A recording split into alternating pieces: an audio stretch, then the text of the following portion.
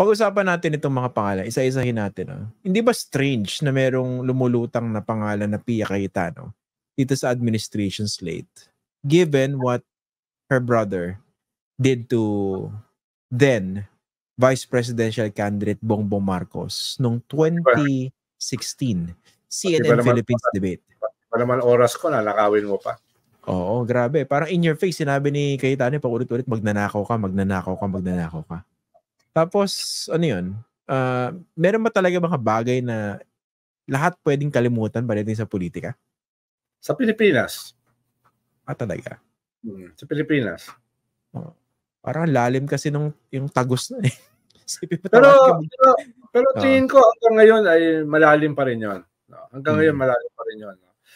Pwede natin pag-usapan yan sa ibang session, sa ibang episode.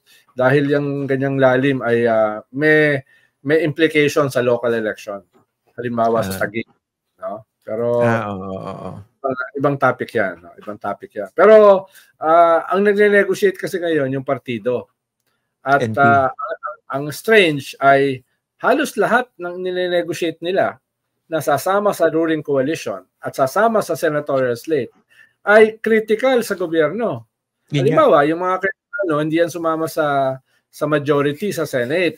No? Dahil nga, ang tingin nila sa sarili nila ay hindi naman maka-Marcos. No? Ang ginawa yata nila, independent minority. Hindi rin sila sumama dun sa minority ni Coco at saka ni Risa, pero nagbuo sila ng bagong criteria o bagong brand na independent minority. Dahil ayaw din naman nila sumama sa majority na clearly ang sinusuportahan yung presidente. So doon pa lang makikita mo na no, yung ganung klaseng nuancing nila. Tapos yung Villar naman, nakasama rin sa Nationalista Party, yun yung nagsabi na bakit ipapatawag si Kibuloy sa Senate hearing, no? Bakit siya binabanatan? Mabuting tao naman yan, kaibigan namin yan, di ba? He's a friend. So, yung mag-inang Villar, bumoto para wag isabpina si Kibuloy. No? Yung mag-ina. No? Humabol pa yung anak. Ayan, parehas nationalista yan. At bumabanat din yan sa mga iba pang issue na dala ng gobyerno. At panghuli, yung presidential sister na nationalista rin. Na ang siya mismo nagsabi, kahit mag-isa na lang siya, hindi niya iiwanan si Digong. At itong pinakahuli niyang sinabi ay yung kanyang suporta kay Vice President Sara nung nag-resign as Secretary ng DepEd. So, ano yan? Kakainin niya lahat? Baka mabulunan siya. Saan siya sasamang entablado sa kampanya? Doon kay Digong, nasabi niya ay kahit mag-isa na lang siya, hindi niya iiwan. Kay Vice President Sara. So, kaya ang strange, hindi lang yung Cayetano, ang strange yung buong nasyonalista. Minsan yata sa politika. Malamang, kahit tanggapin yan sa administration slate, immediately after ng election, malinaw naman kung saan po position yung mga yan. Kung sino ang lamang no, sa presidential preferences going into 2028. No? Yung hindi kasama sa erroneous, hindi rin kasama sa margin of error. No? Yan yung susuportahan nila. At clearly, wala namang ganung kandidato yung administrasyon, kaya alam mo na kung saan sila pupunta afterwards. Oo nga. So basically, this is a slate of convenience. Kumbaga, immediate convenience. At least for the midterm. Pero pwede magpalit, no? Pero if there's one thing that siguro many people have realized about politics, on many occasions, face is thicker than water. Nangyayari talaga yan. Okay. Gusto kong pag-usapan itong si Camille Villar, no? Ayoko naman sabihin garapal, na parang pinapamana yung posisyon kasi dumadaan naman sa proseso ng eleksyon. Although we can have a separate episode on how problematic our electoral system is, no? Ganun na, garapal. Hindi ko nga sinabing garapal Hindi ko nga sinabing Ako nga nagsasabi para hindi mo sabihin. Na ano? Garapal? Garapal, ayaw mo nun. Ako na lang yung sasabi. Hindi na ikaw. Dahil hindi mo naman talaga sinabi. Hindi ko naman sinabing garapal. Sinabi ko bang garapal? Hindi mo nga sinabi. Ako nga nagsabi. Bakit ba naging garapal?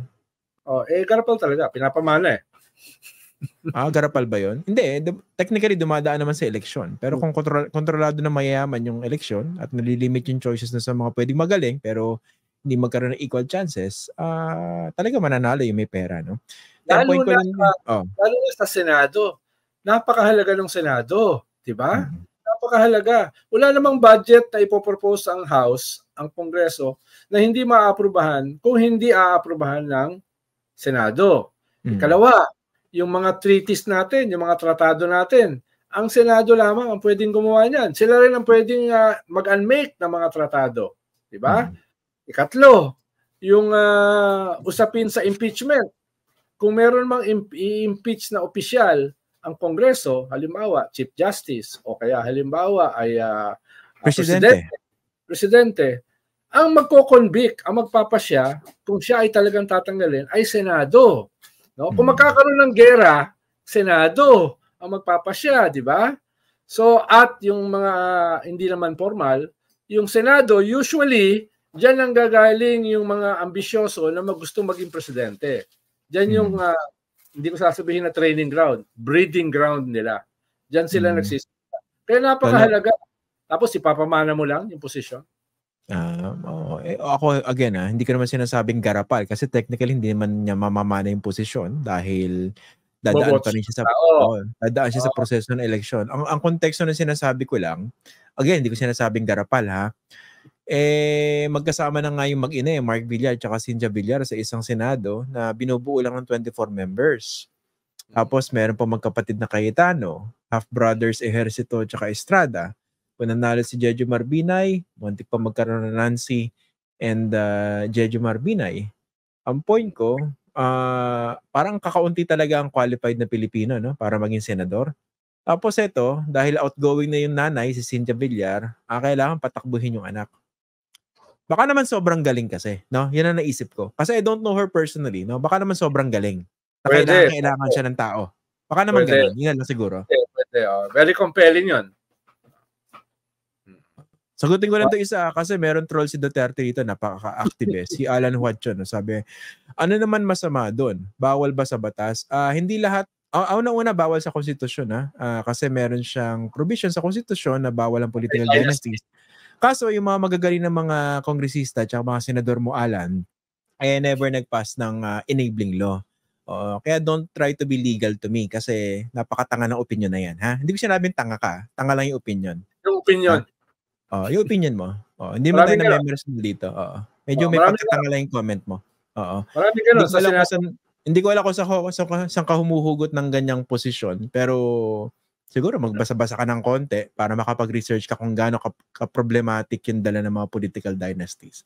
Ikaw, Alan, baka naman mas magaling ka pa dito sa sa mga senador natin . Baka nga ikaw iboto kita . Ganda-ganda pa naman ng profile pic mo, no? Hindi ganun kahirap 'yon. 'Di ba? Ilang yung sa akin. Kasi minsan pinapaliwanag mo mabuti, may babanat ng ganyan, 'di ba? Para bang sige, okay na. Okay na, sige, patakbuhin na lahat 'yan. Wala, yung mga kamag-anak ni Pacquiao, baka pwede rin tumakbo, 'di ba? Pati yung mga senador ngayon, 'di ba? Hindi naman sila yung sabihin ko sana tanga. Hindi naman sila yung yung opinion lang. Yung opinion lang. Opinion lang ng mga senador. Yung kanilang katauhan ay kanyan . Ano? Hindi na ako pupunta ron. Natawa ko sa sarili. Hindi yan sa akin lang kasi, ganun ba ka-limited ang choices natin na kailangan i-groom mo yung lahat ng mga kamag-anak mo para pumalit sa'yo. Ilang sa akin it's a very fundamental issue. Yun din yung issue ko kay kay Marcos kay President Marcos, no? Obviously binibuild up niya yung kanyang anak for higher elective positions in the future, although hindi pa qualified to run for senator. Pero alam mo dun papunta no? Sinasama sa lahat. I don't buy that argument kasi, no? Para bang inisip nila para sa kumpanya raw, 'di ba? Kung yung tatay abogado, gusto i-train din sa abogasya anak, 'di ba? Pero ito iba kasi yung dimension ng public office 'di ba? Inang sa akin. Yung kasi ang essence ng demokrasya. Okay, sorry. Yun yung esensya ng demokrasya. May sagot ako diyan Isagot ako dyan. Pero kung captured ng elitista, malalaking negosyo, at mga dambuhalang kumpanya, ang sistema ng demokrasya, naglolokohan tayo sa demokrasya sinasabi natin. Exactly. No? Dahil yan ang sagot ko sa Alan, paki-research yung sinasabi ko.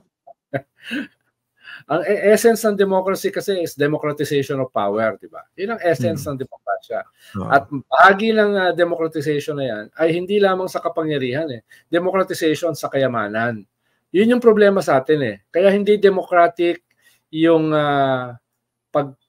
pagkalat ng kapangyarihan dahil hindi rin democratic yung paghawak ng kayamanan. Kaya syempre, yung may mga monopolyo sa kayamanan, sila yung magkakaroon ng monopolyo sa kapangyarihan. Kaya kailangan baguhin natin yung konsepto natin ng demokrasya. Dahil yung sinasabi nila, hindi, nagbobotohan naman, malaya namang bumoto, malaya namang ibenta yung boto, so demokratiko yung ating sistema. Ang tunay na democratic sistema ay dinedemocratize, hindi lamang yung political power, kung hindi yung kayamanan. Hanggat hindi nangyayari yan, hindi tunay yung demokrasya. Forma lang siya.